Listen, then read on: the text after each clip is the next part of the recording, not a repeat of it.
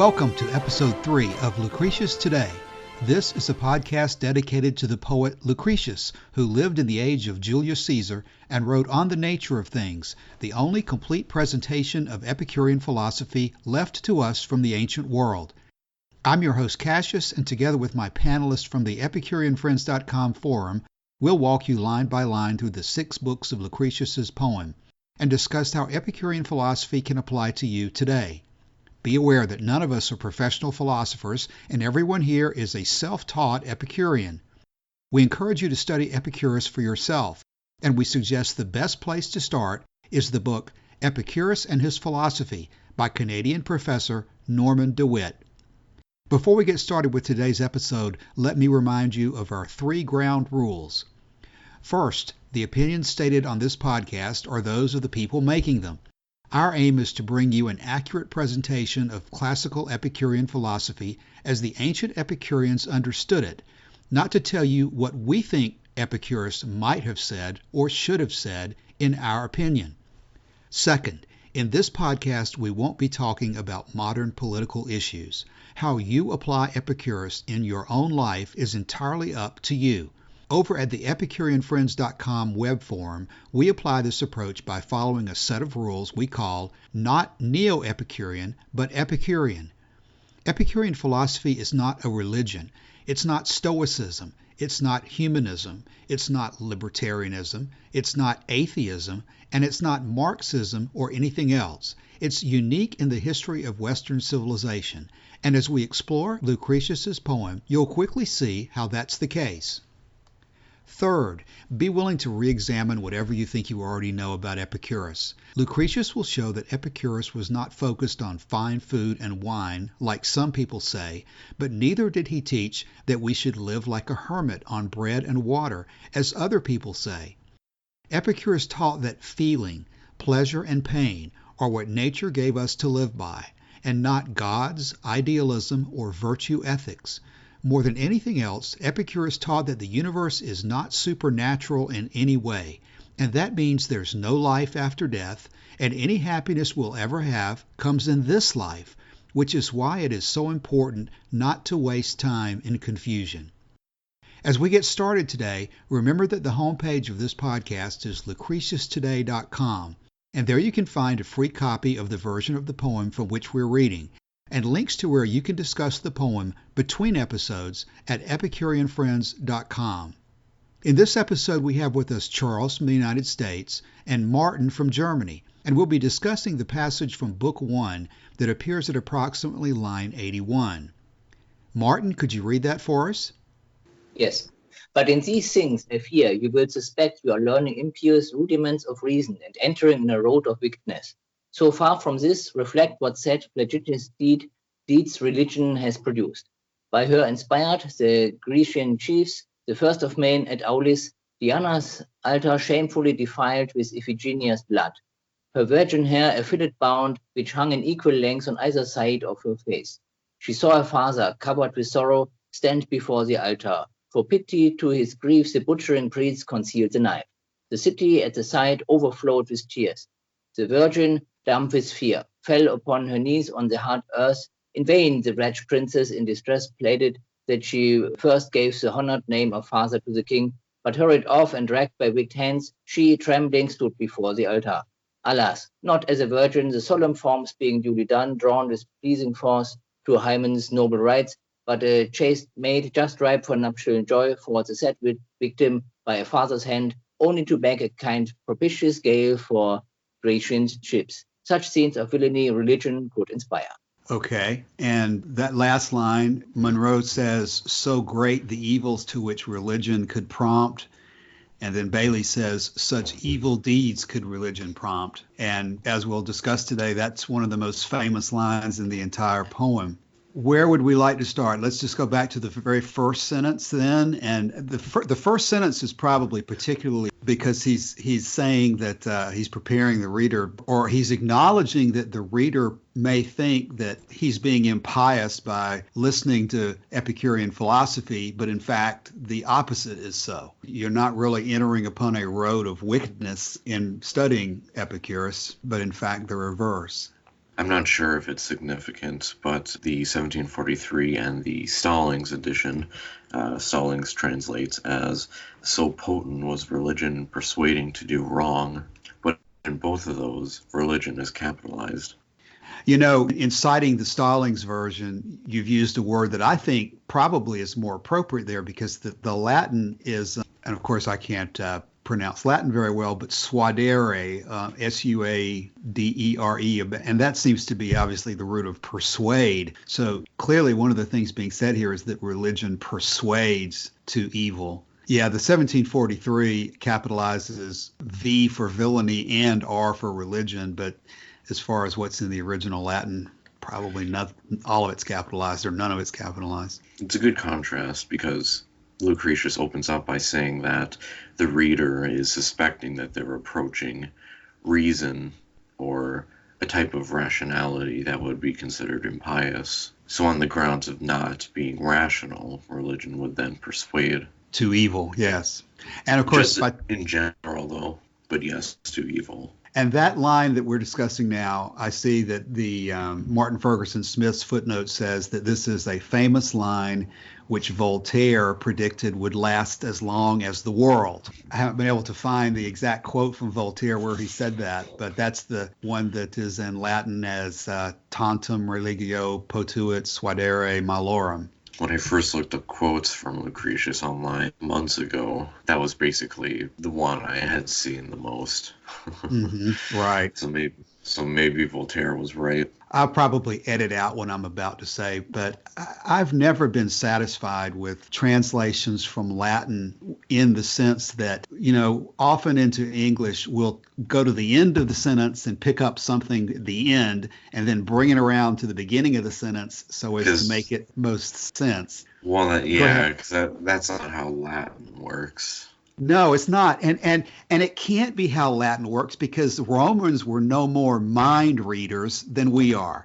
They could not have waited. You know, the sentence has to make sense as soon as you start saying it. And so when it says tantum religio, I'm not so sure that it may be, you know, so much religion has the power to persuade to evil things, would be lining the words up into something that makes sense as you say it. We speak Germanic, and as we all know, English and German are kind of backwards in structure compared to the Romance, which are Latin-based.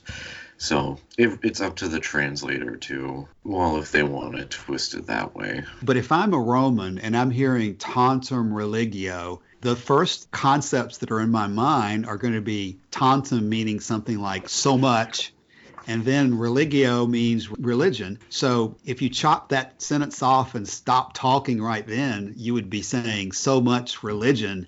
And you could just translate that in a lot of different ways. I mean, in the end, these translations all mean about the same thing, but it's interesting to me how people come up with different variations to it. Well, tantum means only.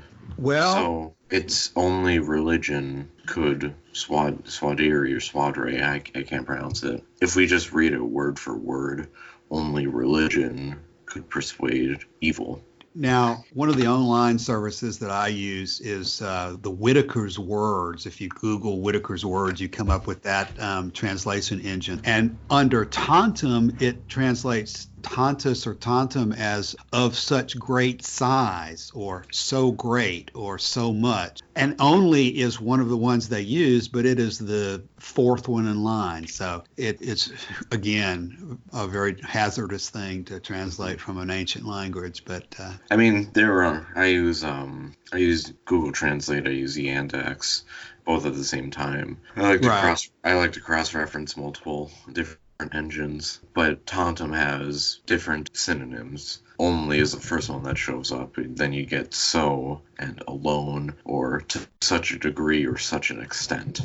Right, such a degree, such an extent, so much. Which one does that come from? Did you say Google? Yeah, this is just Google. So anyway, I guess this paragraph is starting out by saying that Lucretius is acknowledging that Memmius, or someone else reading this, may have been led to believe that he's going to be teaching impious things. But in fact, as Lucretius is going to illustrate, the reverse is probably the case, because it's not Epicurean philosophy, but religion that produces the most outrageous evils. Now, we've done some reading. Elaine did some Googling into the background of the story of Iphigenia, however you want to pronounce that. And there are apparently various versions of the story. So basically, the bottom line of the story is that the king is willing to sacrifice his own daughter so that these priests can supposedly deliver for him a favorable wind for his ships as they launch off. And we are supposed to naturally view this as horrible, as I think 99.9% of us would view it as horrible, and an example of how religion leads us off into the most horrible of deeds. Apparently, the story has various versions of it, in some of which she is not killed. Okay, it's saying here, classical dramatizations differ on how willing father or daughter was to this fate. Some include trickery, as claiming she was to be married to Achilles, but Agamemnon did eventually sacrifice Iphigenia. Her death appeased Artemis, and the Greek army set out for Troy. One of the paragraphs that Elaine found reads that it's clear that Lucretius treats the name Iphigenia as a synonym for Iphigenia. Homer and Sophocles mention a daughter of Agamemnon called Iphigenia, but in neither author is she the daughter who was sacrificed at Aulis, and in several versions rescued at the last moment by Artemis. The first known mention of this myth was in Cypria, where, according to the summary of Proclus, the daughter was called Iphigenia. Hesiod refers to it in the Catalogue of Women, where he calls the daughter Iphimede. From the 5th century BCE, the extant sources beginning with Pindar and Aeschylus call her Iphigenia. And then we were also drawing the analogy that there's a lot of child sacrifice in some of the different ancient traditions, such as Abraham and Isaac. And I think, Charles, you came up with another one in the Bible as well. Jephthah. Jephthah, yes. So Lucretius was apparently presuming that his readers or his listeners would be finding child sacrifice to be abhorrent, as I think he was probably right in presuming. It's quite a short paragraph, actually. It is. The majority of it just devoted to the detail of her appearance and the knives and the priests and tears and just the general emotional reaction to the scene, as opposed to containing a lot more content. So clearly in this version, she is definitely resisting. Dragged off, or hurried off and then dragged, stood trembling. Okay, so another of the items that I wanted to contrast this with was from the inscription of Diogenes of Oinoander from fragment 20. And since the basic theme of this paragraph seems to be that not only does Epicurean philosophy not lead us towards evil, it is religion that in fact leads us towards evil. And a similar point is made in this fragment 20 of Diogenes of Oinoander. Why don't I read this quickly here, and we can compare the 2 points. Fragment 20 says, "So it's obvious that wrongdoers, given that they do not fear the penalties imposed by law, are not afraid of the gods. This has to be conceded. For if they were afraid, they would not do wrong. As for all the others, it is my opinion that the wise are not righteous on account of the gods, but on account of thinking correctly and the opinions they hold regarding certain things, and especially pain and death, and that ordinary people, on the other hand, are righteous insofar as they are righteous on account of the laws and the penalties imposed by the laws hanging over them. But even if some of their number are conscientious on account of the laws, they are few. Only just 2 or 3 individuals are to be found among great segments of multitudes, and not even these are steadfast in acting righteously, for they are not soundly persuaded about providence.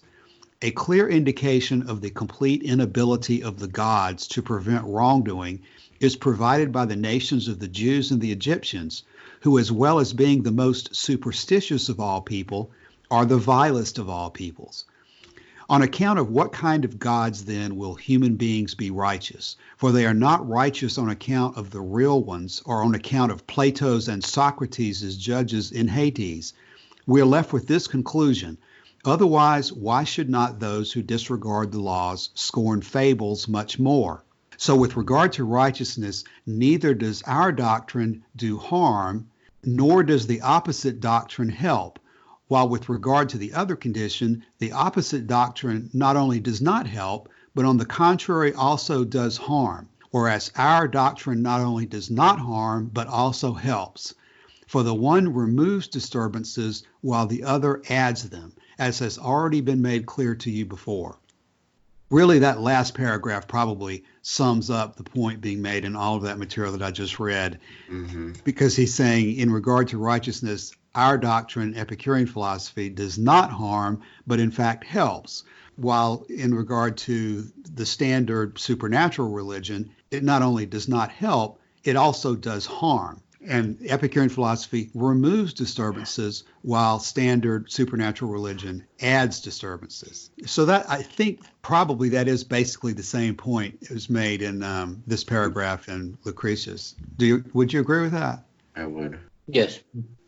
Okay, and I guess in regard to our discussion earlier that Voltaire said that this line would last as long as the world, he's sort of echoing what apparently Ovid said when Ovid wrote, quote, "When a single day brings the world to destruction, only then will the poetry of the sublime Lucretius pass away," unquote. I'm just taking a quick look at the letter to Pythocles in response to the ending question of that paragraph below it. The question below, are there other Epicurean texts directly on point on the corrupting power of religion? And you're right, the letter to Pythocles is directed much towards the gods.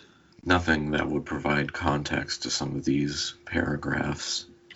No, the one passage in that one that I think about often may have some slight relevance, where the end of the letter to Pythocles, he talks about the signs of the weather given by animals, and I'll read this. "The signs of the weather which are given by certain animals result from a mere coincidence of occasion.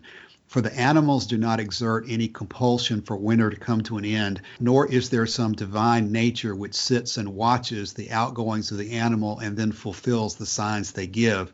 For not even the lowest animal, although a small thing gives the greater pleasure, would be seized by such foolishness, much less one who is possessed of perfect happiness. And then all these things, Pythocles, you must bear in mind, for thus you will escape in most things from superstition and will be able to understand what is akin to them." And then to finish that up, "And most of all, give yourself up to the study of the beginnings and of infinity and of things akin to them, and also of the criteria of truth and the feelings and the purpose for which we reason out these things. For these points, when they are thoroughly studied, will most easily enable you to understand the causes of the details. But those who have not thoroughly taken these things to heart could not rightly study them in themselves, nor have they made their own the reason for observing them." I was gonna mention those last three sentences as well as the eighth from last. And there are other ways in which this result may be brought about, quite free from superstition. Right. So it's really a continuing theme that superstition leads you to disturbance and to fear and to an unhappy life, while the study of nature gets rid of those problems and leads to the possibility of living happily, which is sort of a variation on the theme of the corrupting power of religion versus the freeing or healing power of natural philosophy. In this, in Pythocles here, he's ridiculing the idea that the gods would pay attention to the animals and change the seasons because of what the animals were doing. And he's ridiculing the section on Iphigenia in Lucretius. He's ridiculing the priests of Greece and of Agamemnon for thinking that they could persuade the gods to change the winds by sacrificing his daughter. I mean, clearly it's just a recurring theme of Lucretius and Epicurus and the whole philosophy that supernatural religion is a corrupting influence which has to be dealt with through the study of nature. I remember in this context, I believe it's the final chapter of Frances' Rites, A Few Days in Athens, where she basically lays it all on the line, and having Epicurus give a speech that pursues this theme very directly about how it is, in fact, supernatural religion that is the main corrupting influence of humanity. Charles, have you read A Few Days in Athens to the end? The last chapter is particularly good, and since we're recording this and people may not be familiar with what I'm talking about, the book written by Frances Wright entitled A Few Days in Athens. She's the female author from the time of Thomas Jefferson. She gave this book to Thomas Jefferson. He praised it, and it's available for free at afewdaysinathens.com. But it is a historical fiction. Yes, it's a historical fiction in the style of an ancient Greek dialogue, and very well written and very well researched, apparently, because she has lots of interesting detail that seems to be very consistent with Epicurean philosophy. But very consistent, especially in the beginning. Right. And then this final chapter that I'm talking about is basically her summation in the book, where he gives a speech about the corrupting influence of religion. Most of the book is devoted to sort of contrasting Epicurus with Stoicism in a very interesting way. And then it has different sections on maybe epistemology or different aspects of the rest of the philosophy as well. But it's primarily directed, I guess, towards ethical issues. And then at the end, she has a confrontation between Epicurus and Zeno, which is also very interesting, that really highlights differences between Epicurean philosophy and Stoicism. But this last chapter in the book is devoted to summarizing the problem with revealed supernatural religion. I'm just trying to find another source, maybe in Torquatus, he talks about this. I'm not as familiar with that text as I am with the others, but Torquatus doesn't talk too much about the gods. Now the Fillet section of On the Nature of the Gods goes into some detail about. I found one paragraph. Okay. In Torquatus. On the other hand, without a full understanding of the world of nature, it is impossible to maintain the truth of our sense perceptions. Further, every mental presentation has its origin in sensation, so that no certain knowledge will be possible unless all sensations are true, as the theory of Epicurus teaches they are. Those who deny the validity of sensation and say that nothing can be perceived, having excluded the evidence of the senses, are unable to expound their own argument. Besides, by abolishing knowledge and science, they abolish all possibility of rational life and action. Thus, natural philosophy supplies courage to face the fear of death, resolution to resist the terrors of religion, peace of mind, for it removes all ignorance of the mysteries of nature, self-control, for it explains the nature of the desires and distinguishes their different kinds, and, as I showed just now, the canon or criterion of knowledge, which Epicurus also established, gives a method for discerning truth from falsehood. Right. That whole Torquatus section is just some of the most excellent writing that's left, I think. Mm-hmm. It's a very good section. And I think kind of the point that we're trying to establish by reading all these different sources is to show how consistent it was, even though these were hundreds of years apart. Absolutely right. Absolutely right. I'm not sure when Torquatus was alive when he wrote this, or Cicero wrote it for him. But well, go ahead. Diogenes of Oinanda and Epicurus were like 500 years apart. Yes, I think that's about right for them.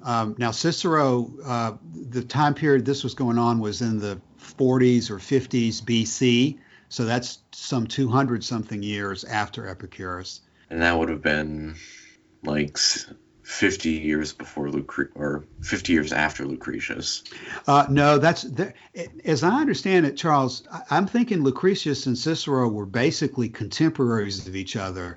Lucretius died apparently a few years maybe before Cicero did, but I think they basically were living in the same time period. Martin, is that your understanding? Yes. Oh, I had some of the dates mixed up. I forgot Lucretius died. But Cicero didn't live much longer. He got his head cut off by Antony's people. Yeah, that would have been 12. Cicero would have died 12 years after Lucretius. So yeah, they could very well. Actually, they were. Cicero cites him. You know, since we're talking about the general topic of the relationship with the supernatural gods, is also the obvious parallel to the letter to Menicius, where he starts off by saying that believe that a God is immortal and blessed, even as the common idea of God is engraved on men's minds, and do not assign to him anything alien to his immortality or ill-suited to his blessedness, but believe about him everything that can uphold blessedness and immortality. For the gods there are, since the knowledge of them is by clear vision. I mean, this assigning to God a suggestion that he participated in the child sacrifice of Iphigenia is obviously something you would not assign to a god under a theory like that. It's pretty off topic, but I just had a bit of a little humorous thought yesterday. Have you seen 2001: A Space Odyssey by Kubrick? Many years ago, but yes. Okay. I was wondering if the very ending with the child in the sky, or in space rather, would be a good representation of an Epicurean god to somebody very unfamiliar. Martin, you want to? The movie is famous, but I never saw it by myself. Charles, the first thought that comes to my mind, and I can't remember the details of that scene either, but you often read in philosophy about the difference between virtue and intelligence versus innocence. And a fetus or a baby has the quality of innocence, but doesn't have necessarily much quality of intelligence or experience, or has not experienced the things so that his mind has chosen these things. He's just presumably naturally experiencing the happiness of existing, but his mind really hasn't developed yet. I don't think that's off topic at all to discuss that, because my picture of what they are describing here about the gods is not just some kind of a innocent or inexperienced life form. In fact, I believe they talk about the gods speaking Greek, whether they're joking about that or not. By means of referring to them speaking Greek, they presumably have pretty well developed senses of intelligence. So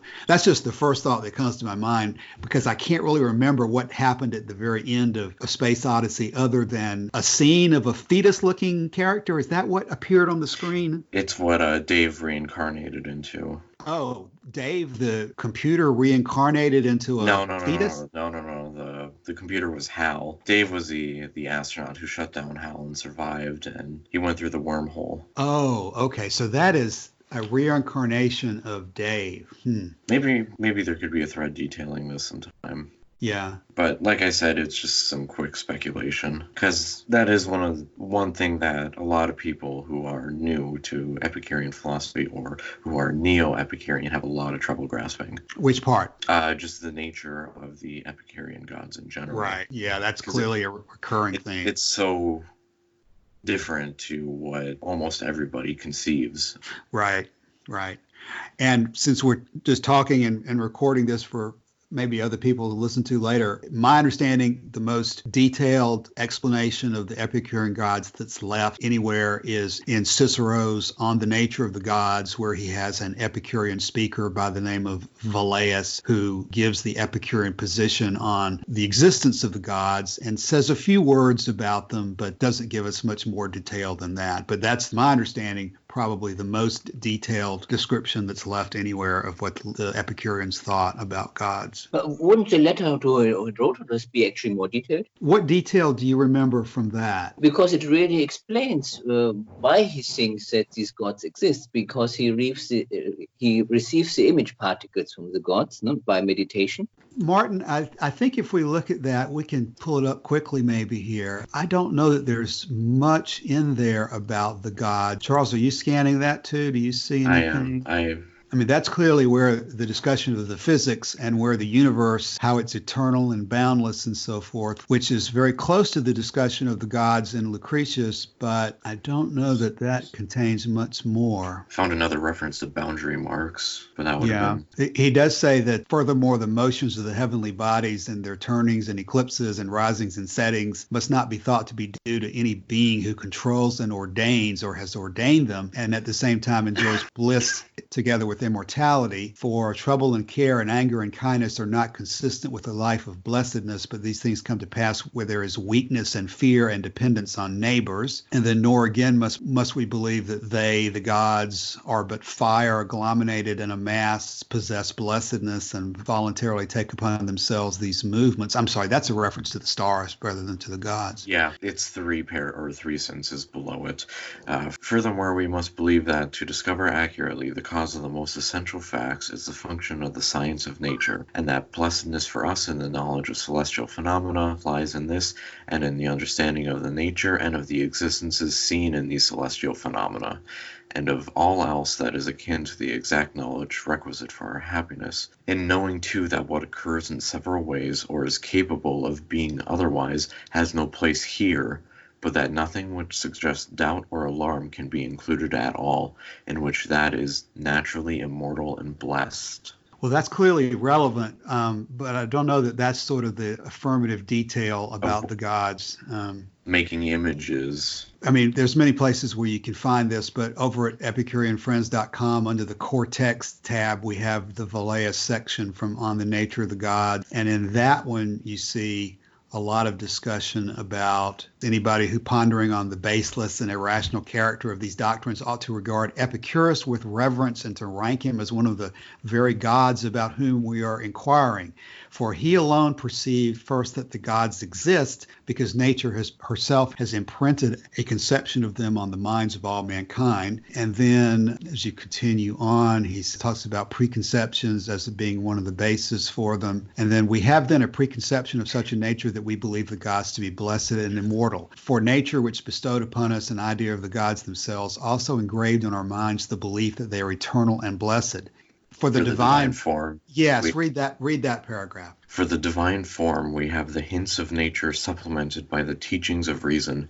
From nature, all men of all races derive the notion of gods as having human shape and none other. For in what other shape do they appear to anyone, awake or asleep? But not to make primary concepts the sole test of all things, reason itself delivers the pronouncement, for it seems appropriate that a being who is the most exalted, whether by reason of his happiness or of his eternity, should also be the most beautiful.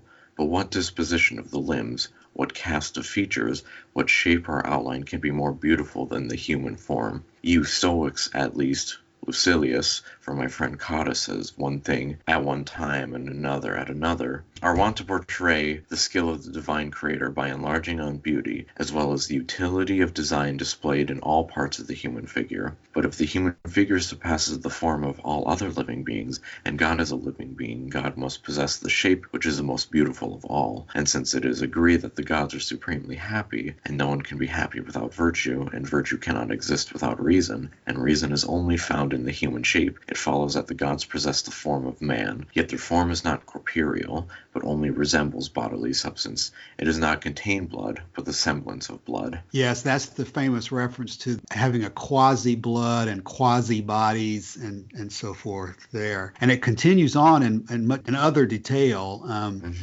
The next paragraph is about the images by similarity and succession, because an endless train of precisely similar images arises from the innumerable atoms and streams towards the gods, and our mind with keenest feelings of pleasure fixes its gaze on these images. Charles? The second sentence in that paragraph, too, I think it's worth pointing out. Epicurus then, as he not merely discerns abstruse and recondite things with his mind's eye, but handles them as tangible realities. And that is very good. It keeps going on because it's one long sentence, but that's the point that wanted to be handled clearly. Yes, teaches that the substance and the nature of the gods is such that it is perceived not by the senses, but by the mind, and not materially or individually like the solid objects, but by our perceiving images owing to their similarity and succession. And recognizing their material. So he's clearly saying that they are material beings. Now, they differ very, very significantly in what we're used to into this theory, but his tangible realities is the way he's handling them.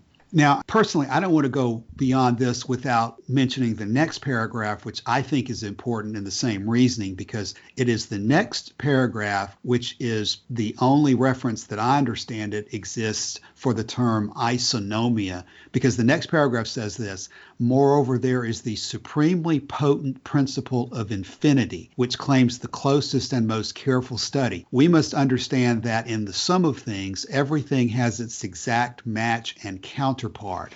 This property is termed by Epicurus isonomia, or the principle of uniform distribution. From this principle, it follows that if the whole number of mortals be so many, there must exist no less a number of immortals. And if the causes of destruction are beyond count, the causes of conservation are also bound to be infinite. And there's no doubt that that paragraph is very difficult to understand, and that we don't have enough detail to really parse out exactly what he's saying. Mm-hmm. But I think that paragraph is a sign of a deeper argument that's not preserved here, but it clearly is something going on here. It's part of the description of how of what we think about the nature of divinity, or whatever these beings are that he's talking about. Isonomia and match and counterpart. And then there is, and I relate this to Lucretius, nature never makes only a single thing of one kind. There's a series of things that are being mentioned but not explained in detail. Of course, you could go on if you want to. The next paragraph talks about the mode of life of the gods and how they pass their days. And somewhere in here is where they say they speak Greek, I think. But I think this is the most detailed presentation. And it is worth noting that the book now is lost to history, but Diogenes Laertius cites Epicurus with writing a book titled On the Gods. Mm-hmm. This is probably where it would have been fully explained and fleshed out, but we don't have it.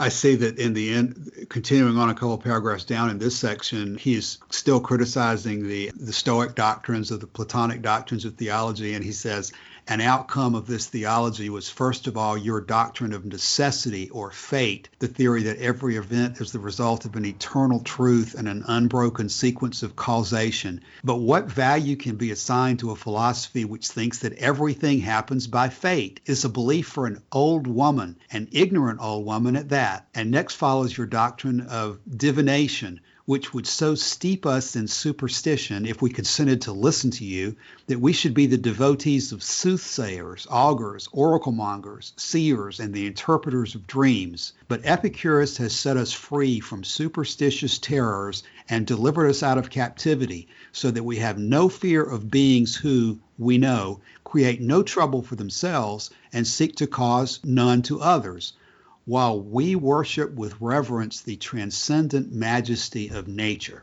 But I fear that enthusiasm for my subject has made me long-winded, and we will have to begin to wrap up our episode for today without being too long-winded. Kind of got a little derailed, or I don't want to say derailed, but it definitely led into a different discussion that's a little different from just Lucretius alone. The details of the life of the gods is a little different because Lucretius apparently did not get around to including that in his book, and it's certainly not in the section that we discussed today. No. But this last paragraph from Velleius that we just read about how supernatural religion leads you into superstitious terror and captivity and fear and trouble, pretty much that's exactly what Lucretius was saying. I was going to say it's very clear that Lucretius knew about this. He just never had the time or opportunity to fully explain it because the book is unfinished. I know there are commentators who argue about that. Some of them say that it is finished and that he never intended to come back to it, even though he said he would. But I think you're right, Charles, that it appears to be unfinished on that point.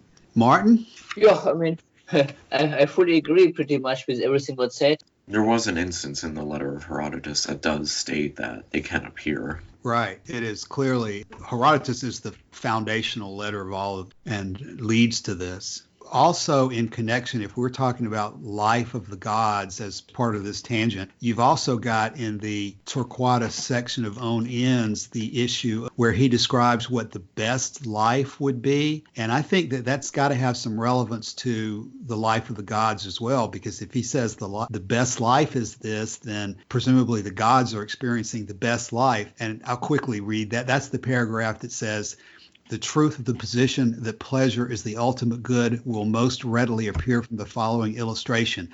Let us imagine a man living in the continuous enjoyment of numerous and vivid pleasures alike of body and of mind, undisturbed either by the presence or by the prospect of pain.